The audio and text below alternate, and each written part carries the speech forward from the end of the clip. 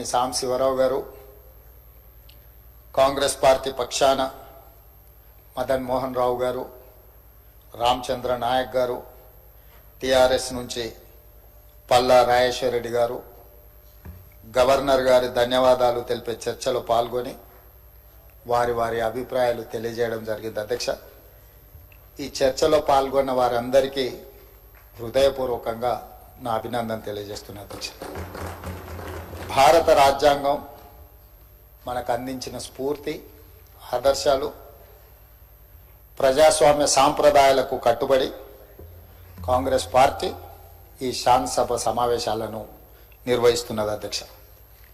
అధ్యక్ష, ఒకసారి తెలంగాణ రాష్ట్రం ఏర్పడ్డ తర్వాత గత ప్రభుత్వాల యొక్క వ్యవహార శైలిని ప్రజాస్వామ్యం పట్ల డాక్టర్ బాబాసాహెబ్ అంబేద్కర్ గారు అందించిన మన భారత రాజ్యాంగాన్ని మనందరం ఇదే బైబుల్గా, ఖురాన్గా, భగవద్గీతగా ఒక గొప్ప ప్రపంచ దేశాలతో పోటీపడి ముందుకు నడిపించే ప్రజాస్వామ్య దేశంగా పరిణమిల్లడానికి భారత రాజ్యాంగం ఉపయోగపడ్డది. ఈ భారత రాజ్యాంగ స్ఫూర్తితోనే మన వ్యవస్థలన్నీ కూడా ఏర్పడ్డాయి.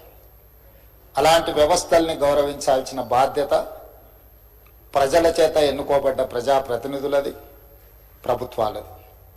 కానీ గత ప్రభుత్వం, ఈ సందర్భంగా నేను గుర్తు చేయదలుచుకున్న అధ్యక్ష తమరి ద్వారా తెలంగాణ ప్రజలకు 2022 బడ్జెట్ సమావేశాల సందర్భంగా గవర్నర్ గారి ప్రసంగం లేకుండానే బడ్జెట్ సమావేశాలను ప్రారంభించడం జరిగింది. అదేవిధంగా 2023 బడ్జెట్ సమావేశాల సందర్భంగా గవర్నర్ గారి ప్రసంగం లేకుండానే సమావేశాలను నిర్వహించాలని ఆలోచన చేస్తే ఆ రోజు కోర్టు కొంత కఠినంగా సూచన చేయడంతో విధిలేని పరిస్థితిలో గవర్నర్ గారి ప్రసంగాన్ని ఈ ఉభయ సభలను ఉద్దేశించి ప్రసంగించడానికి గత ప్రభుత్వం అనుమతి ఇచ్చింది. ఇది దురదృష్టకరం అధ్యక్ష. ప్రజాస్వామ్యము, ఈ ప్రభుత్వాలు ఏ ఒక్క వ్యక్తుల యొక్క సొంత ఆస్తి కాదు అధ్యక్ష. ఇది మన పెద్దలు, మన పూర్వీకులు మనకు వారసత్వ సంపదగా ఇచ్చి ఈ సాంప్రదాయాలను ఇంకా బలపరిచి బలోపేతం చేసి ప్రజాస్వామ్యం వేళ్ళునుకునే విధంగా ముందుకు తీసుకెళ్లాలని ఎంతో విశ్వాసంతో ప్రజలు మనకి అవకాశం ఇచ్చింది. కానీ ఒక మహిళ, ముఖ్యంగా బలహీన వర్గాలకు సంబంధించిన మహిళ ఈ రాష్ట్ర గవర్నర్గా ఉంటే ఆ మహిళను ఎన్నోసార్లు గవర్నర్ హోదాను వ్యక్తిగా మహిళను అగౌరవపరిచి కించపరిచే విధంగా మాటలు, సూటిపోటి మాటలతో ఆనాటి గవర్నర్ గారిని గత ప్రభుత్వం అవహేళన చేసింది. కానీ మా ప్రభుత్వం వ్యక్తిగతంగా ఈ వ్యవస్థల్ని, ఈ వ్యవస్థల యొక్క విలువలని తగ్గించడానికి మేము ప్రయత్నం చేయదలుచుకోలేదు అధ్యక్ష. అందుకే మా ప్రభుత్వం ఏర్పడ్డ తర్వాత రాజ్యాంగబద్ధ సంస్థలైన కేంద్ర ప్రభుత్వం కావచ్చు, లేకపోతే గవర్నర్, అదేవిధంగా న్యాయ వ్యవస్థలు కావచ్చు, ఎన్నికల వ్యవస్థలు కావచ్చు, వీటన్నిటితో సత్సంబంధాలను ఏర్పాటు చేసుకొని ఆ వ్యవస్థల్ని, సంస్థల్ని గౌరవించుకుంటూనే తెలంగాణ రాష్ట్ర ప్రభుత్వాన్ని ముందుకు నడిపించే ప్రయత్నం చేస్తున్నాం. అందులో భాగంగానే నిన్న మన గవర్నర్ గారి ప్రసంగం ప్రజాస్వామ్య స్ఫూర్తిని ఈ దేశ ప్రజలకు గుర్తు చేయడంలో భాగంగానే వారు ప్రస్తావించడం జరిగింది అధ్యక్ష.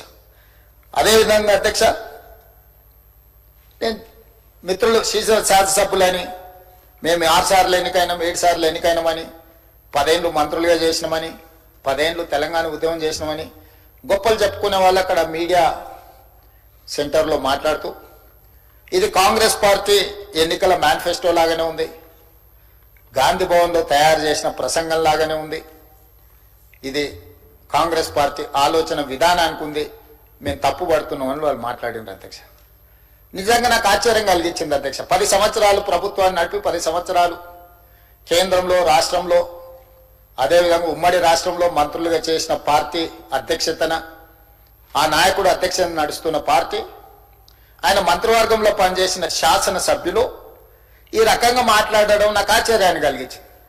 ఎందుకంటే అజ్ఞానమే గొప్ప విజ్ఞానం అనుకుంటున్నట్టున్నారు, తెలివి తక్కువ తనమే తమ గొప్పతనంగా అనుకుంటున్నట్టున్నారు. అధ్యక్ష, ఏ రాజకీయ పార్టీ అయినా ప్రజల దగ్గరికి ఎన్నికల ముందు మమ్మల్ని సమర్థించమని అడగడానికి వెళ్ళినప్పుడు ఆయా రాజకీయ పార్టీలు రేపు ప్రభుత్వాన్ని ఏర్పాటు చేస్తే ఎలాంటి కార్యాచరణతో ముందుకు వస్తాయో, ప్రభుత్వాన్ని ఏర్పాటు చేసిన తర్వాత ఆ ప్రభుత్వంలో ఆ పార్టీ తీసుకోబోయే నిర్ణయాలనే ఎలక్షన్ మేనిఫెస్టో అంటాం అధ్యక్ష. ఆ ఎన్నికల మేనిఫెస్టోను ప్రజలకు వివరించి ప్రజల యొక్క మన్ననలు పొంది ప్రజా తీర్పును తమకు అనుకూలంగా చట్టసభల్లో ప్రజాప్రతినిధులను ఎన్నుకునే విధంగా ప్రభావితం చేసి వాళ్ళ చేత ఎన్నికైన ప్రభుత్వం మెజారిటీ సభ్యులతో ప్రభుత్వాన్ని ఏర్పాటు చేసి మంత్రివర్గాన్ని ఏర్పాటు చేసుకొని ఆ మంత్రివర్గము ఎన్నికల మేనిఫెస్టోలో ఇచ్చిన హామీల ప్రాతిపదికన ప్రభుత్వపరమైన పాలనా నిర్ణయాలు తీసుకొని ఆ పాలనా నిర్ణయాలనే మంత్రివర్గ ఆమోదం చేయించి మంత్రివర్గం ఆమోదం పొందిన అంశాలనే గవర్నర్ గారు ఉభయ సభలను ఉద్దేశించి ప్రసంగిస్తారు అధ్యక్ష. ఇది ఇక్కడనే కాదు, కేంద్ర ప్రభుత్వంలో కూడా లోక్సభ రాజ్యసభలను ఉద్దేశించి రాష్ట్రపతి గారు చేసే ప్రసంగం కూడా కేంద్ర మంత్రివర్గ ఆమోదం, ప్రధానమంత్రి గారి అధ్యక్షతన జరిగిన మంత్రివర్గంలో ఆ ప్రభుత్వం యొక్క విధానాలను ఆమోదించిన తర్వాతనే ఆ అంశాలను రాష్ట్రపతి గారు ఉభయ సభలను ఉద్దేశించి ప్రసంగిస్తారు అధ్యక్ష. రాష్ట్రపతి ప్రతినిధిగా గవర్నర్ గారు, రాష్ట్ర ప్రభుత్వాలు ముఖ్యమంత్రి గారి అధ్యక్షతన మంత్రివర్గం ఆమోదించిన అంశాలను మాత్రమే గవర్నర్ గారు ఈ సభలను ఉద్దేశించి ప్రసంగిస్తారు అధ్యక్ష. ఇప్పుడు నేను వాళ్ళకు గుర్తు చేయాలనుకున్నది ఏంటంటే, మా ఎన్నికల సందర్భంగా మా manifesto election manifesto committee chairman గా సహచార మంత్రివర్గ సభ్యులు శ్రీధర్ బాబు గారి నేతృత్వంలో తెలంగాణ ప్రజలకు మేము ఇచ్చిన మాట ప్రకారం ఆ ఎలక్షన్ మేనిఫెస్టోనే ప్రాతిపదికగా దాన్నే ఒక బైబిల్ గా, ఖురాన్ గా, భగవద్గీతగా భావించి చిత్తశుద్ధితోని అందులో ఉన్న అంశాలనే మా ప్రభుత్వం ఈ 15 నెలలుగా అమలు చేసుకుంటూ అమలు చేసిన అంశాలనే మంత్రివర్గంలో ఆమోదించి మంత్రివర్గంలో ఆమోదించిన అంశాలనే గవర్నర్ గారి ప్రసంగం ద్వారా ఉభయ సభలను ఉద్దేశించి 4 కోట్ల తెలంగాణ ప్రజలకు వివరించడం జరిగింది. ఇప్పుడు నేను మిమ్మల్ని అడుగుతున్నా అధ్యక్ష, తమ ద్వారా వాళ్ళని అడగదలుచుకున్నా నేను, ఇది ఒక ప్రాతిపదిక, దీనికి ఒక చట్టబద్ధత ఉంది.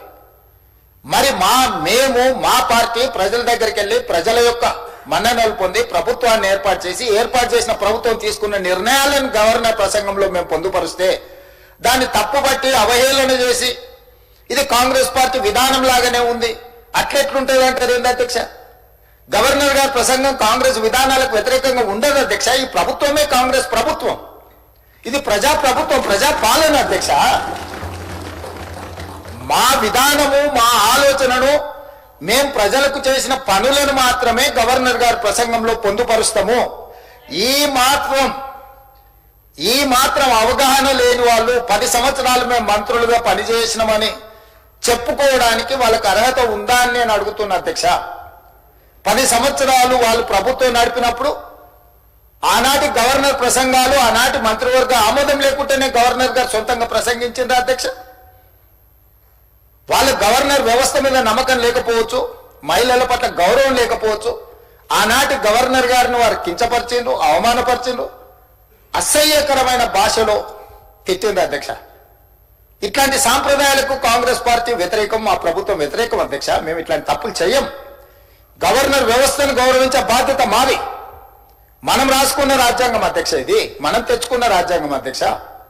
అందుకే గవర్నర్ గారిని గౌరవించి గవర్నర్ గారి ప్రసంగాన్ని, గవర్నర్ గారి ప్రసంగంలో ఏమైనా